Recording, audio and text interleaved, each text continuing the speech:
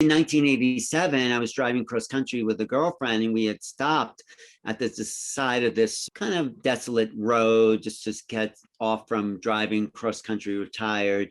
And in that night, I felt as if, or we both in a way felt we were suspended in time.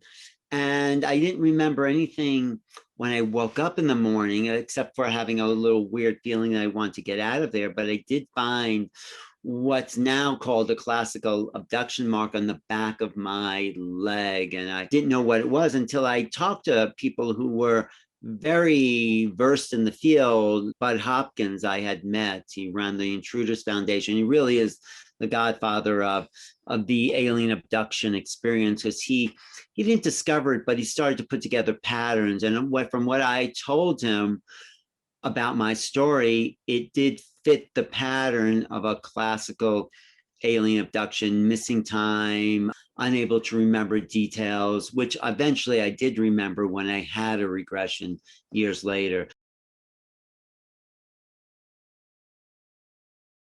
For me, it's shocking. Even though I'm really into it, it's still not all digested because it is so foreign to what we know reality to be, which doesn't mean it shouldn't be looked at. It should, because it expands our consciousness the more we look beyond what we know.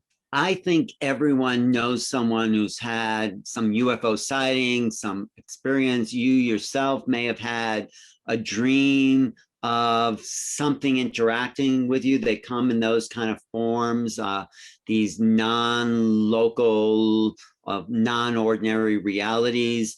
In my experience, I did have a meeting that was in this altered dream state, and it shifted my relationship, but not because it was frightening, just because it was unknown, just because I suddenly was in the presence of beings that I couldn't relate to as a human. The more we get used to this non-human, non-other vibration, then I think exchange will be friendlier and more coherent.